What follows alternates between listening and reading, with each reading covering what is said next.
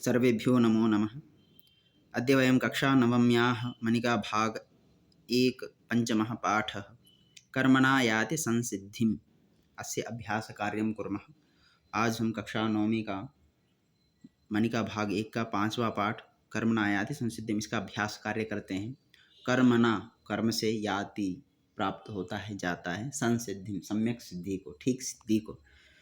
तो मनुष्य कर्म के माध्यम से अपने लक्ष्य को ठीक प्रकार से प्राप्त करता है, उस लक्ष्य तक पहुंच जाता है। बिना कर्म का हम केवल सोचने मात्र से कुछ भी नहीं होता है। अब आगे प्रथमः प्रश्नः। तो सबसे पहला प्रश्न है बच्चों, अधोलिखितानां प्रश्नानां उत्तराणि एक पदेन लिखत। जो नीचे दिए जो प्रश्न है उनके उत्तर केवल एक पद में लिखना है। पहला है मुनिः कस्मात् कारणात् अहंकारम् उपगतः। मुनि किस कारण से अहंकार को प्राप्त हो गए, अहंकारी हो गए। तपः प्रभावात्, तप के प्रभाव से। द्वितीय मुनि काम भिक्षाम याचत। मुनि किन से या किन को भिक्षा मांगा, किन से मांगा था? तो ब्राह्मणी, गृहिणी, जो ब्राह्मणी थी उन्हीं से भिक्षा मांगा था। साध्वी किम आदाय मुनेः सकाशम आगच्छत। साध्वी क्या लेकर मुनि के पास आ गई? भिक्षा को लेकर। बला का वृत्तांत कया ज्ञात। बगुला का जो वृत्तांत है वो किनके द्वारा जाना? ब्राह्मणी के द्वारा। साध्वी किम धर्म कार्यम करोति स्म। साध्वी कौन सा धर्म कार्य करती थी? भर्तृ सेवा, पति की सेवा, जो भर्ता है उनकी सेवा करती थी। सा मुनिम कस्य समीपे गंतुम अकथयत। जो महिला थी वो ब्राह्मणी थी, वो मुनि को किनके समीप जाने के लिए कहती है? धर्मव्यादस्य, धर्मव्याद के समीप। धर्मव्यादः कस्य भक्तः आसीत्। धर्मव्याद किनका भक्त था? माता पिता का भक्त था। प्रश्न संख्या द्वितीयः अधोलिखितानां प्रश्नानाम् उत्तराणि पूर्णवाक्येन लिखत। जो नीचे दिए हुए जो प्रश्न होंगे उनके उत्तर पूर्ण वाक्य में लिखना है। सबसे पहला प्रश्न है, यदा मुनिः गृहिणीं भिक्षाम याचत तदा सा किम अवदत्।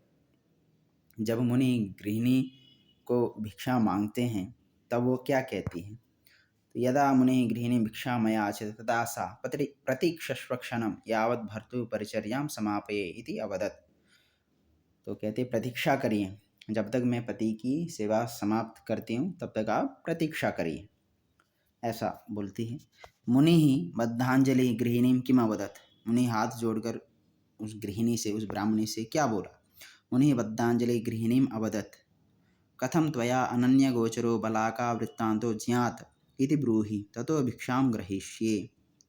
मुनि हाथ जोड़कर उस ब्राह्मणी से कहते हैं, कैसे आपने अनन्य गोचर माने दूसरों के द्वारा न जाना गया, न देखा गया ऐसे बला का वृत्तांत को कैसे जाना, यह बताइए।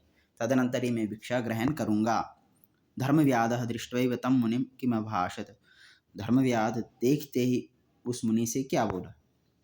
धर्मव्यादः दृष्ट्वैव तं मुनिं अभाषत ब्रह्मन् किं पतिव्रतया तया इह त्वं प्रेषितः। धर्मव्याद ने देखते ही मुनि से कहा, हे ब्राह्मण, क्या पतिव्रता के द्वारा यहाँ पर तुम भेजे गए? धर्मव्यादेन मुनि कथम अनुशिष्ट। धर्मव्याद के द्वारा कैसे मुनि अनुशिष्ट माने शिक्षित हुए? धर्मव्यादेन मुनि इत्थम अनुशिष्ट। धर्मव्याद के द्वारा इस प्रकार वो शिक्षित हुए। हे मुने ज्ञान विघ्नो अहंकारः अतः स्वधर्मं चर येन आशु परम श्रेय अवाप्स्यसि। हे मुनि, ज्ञान में बाधक अहंकार है, माने अहंकारी यदि कोई है तो वो ज्ञान में बाधक ही है, वो ज्ञान को प्राप्त नहीं कर सकता है। तो इसलिए अतः स्वधर्मं चर, इसलिए आप मुनि हैं तो अपना धर्म का आचरण करो। येन आशु परम श्रेय अवाप्स्यसि, जिससे आपका बहुत शीघ्र ही जो श्रेय है, कल्याण है, उसको प्राप्त करोगे। कहा ज्ञाने विघ्नं जनयति। कौन ज्ञान में विघ्न उत्पन्न करता है? तो अहंकारः ज्ञाने विघ्नं जनयति। अहंकार ही ज्ञान में विघ्न उत्पन्न करता है। मुनि ही कस्य उपदेशात् सिद्धिमवाप्तवान्। मुनि किनके उपदेश से सिद्धि को प्राप्त हुए? मुनि धर्मव्यादस्य उपदेशात् सिद्धिमवाप्तवान्। मुनि धर्मव्याद के उपदेश से सिद्धि को प्राप्त हुए। धर्मव्यादः किमर्थं मांस विक्रयणं करोति स्म। धर्मव्याध किस लिए मांस को बेचते थे?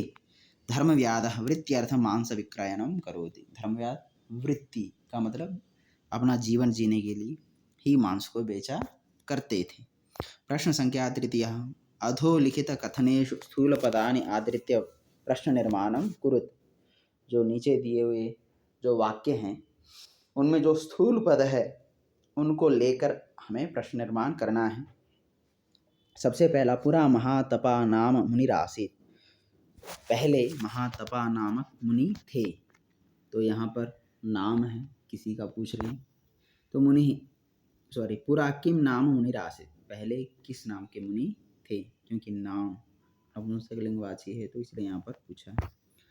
वृक्षस्य उपरि बलाका आसीत्, पेड़ के ऊपर बलाका थी। तो वृक्षस्य षष्ठी विभक्ति है तो कस्य उपरि बलाका आसीत्। क्रुद्धः मुनि बलाकाम अपश्यत्, क्रुद्ध मुनि बलाका को देखते हैं तो यहाँ पर काम किसको देखते हैं।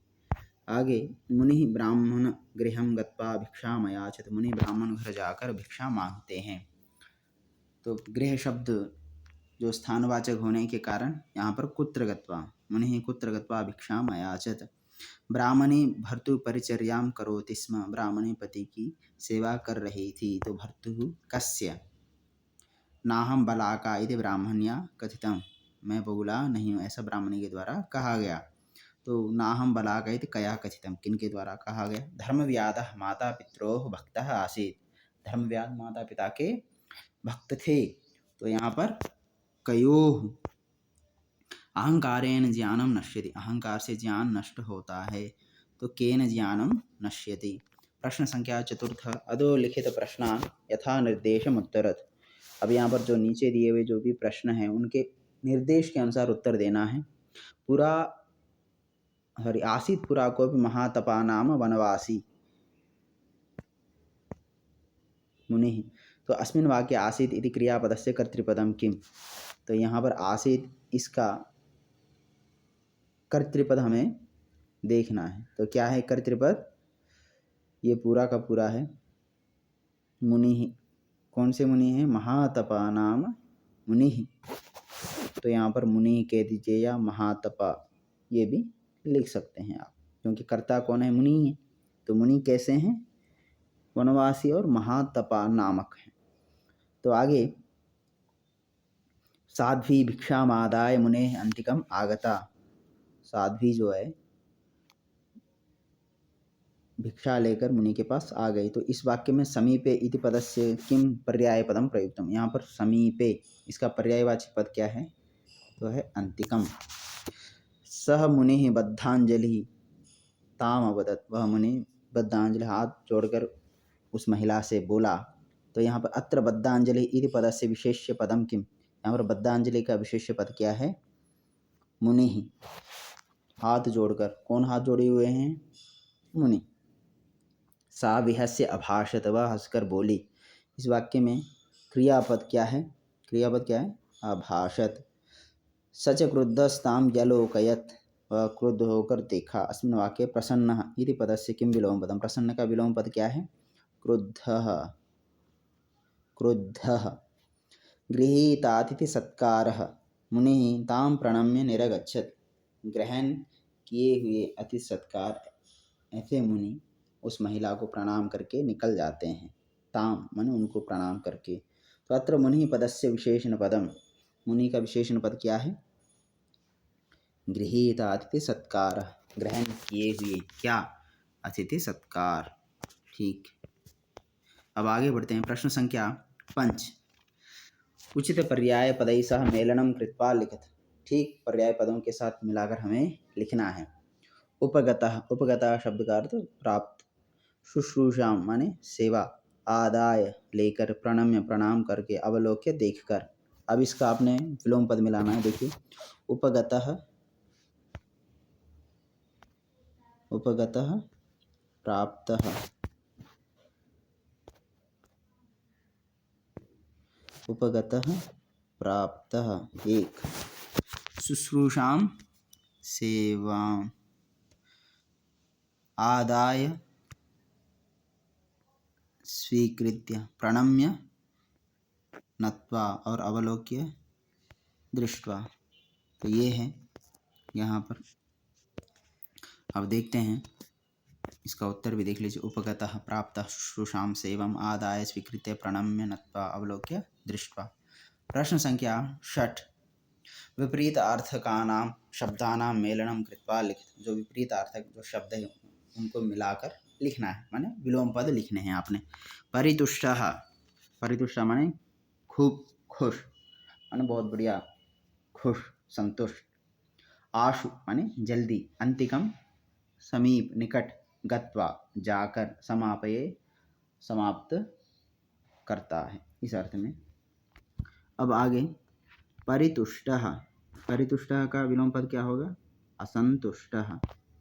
तो पहला हुआ असंतुष्टः, पहला। दूसरा आशु, आशु का मतलब शीघ्र है, तो चिरम, दूसरा। तीसरा अंतिकम, अंतिकम माने समीप, तो होगा दूरम। गत्वा माने जाकर, आगत्य माने आकर।